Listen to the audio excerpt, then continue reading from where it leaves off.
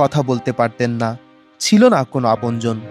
তবুও নরসিংদীর মেথিকান্দা রেলওয়ে স্টেশনই ছিল ৭০ বছর বয়সী ববি বেগমের একমাত্র আশ্রয়। কোনো বেতন বা পারিশ্রমিক ছাড়াই প্রতিদিন স্টেশনের প্ল্যাটফর্ম ঝাড়ু দিতেন তিনি।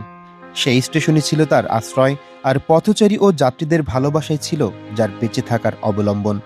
অতি কষ্টে একটু একটু করে জমানো প্রায় ৪০,০০০ টাকা ছিল তার শেষ সম্বল। কিন্তু শেষ বয়সে এসে সেই সম্বলই কাল হয়ে দাঁড়ায়।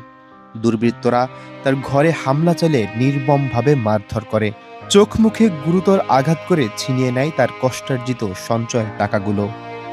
গুরুতর আহত অবস্থায় তাকে হাসপাতালে ভর্তি করা হলেও চিকিৎসাধীন অবস্থায় গত ৭ জুলাই তিনি শেষ নিঃশ্বাস ত্যাগ করেন। ববি বেগমের এই নির্দয় মৃত্যু শুধু মেথিকান্দা স্টেশন নয়, নাড়িয়ে দেয় পুরো দেশকে। সামাজিক যোগাযোগ মাধ্যমে ছড়িয়ে পড়ে তার জীবনের গল্প।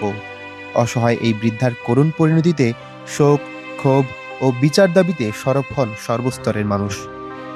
ঘটনার তদন্তে অভিযান চালিয়ে র্যাব ৫ জনকে গ্রেফতার করেছে।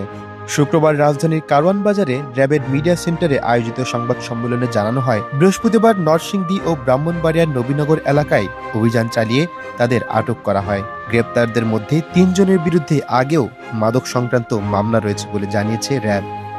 জীবনের দীর্ঘ ২৫ বছর যেই রেল স্টেশনকে নিজের ঘর বানিয়েছিলেন, মৃত্যুর পর সেই স্টেশনের পাশেই চিরনিদ্রায় শায়িত হয়েছেন ববি বেগম। তার নিঃশব্দ জীবন শেষ হলেও রেখে গেছে এক গভীর প্রশ্ন। এক অসহায় মানুষের শেষ আশ্রয়টুকু কি নিরাপদ ছিল না?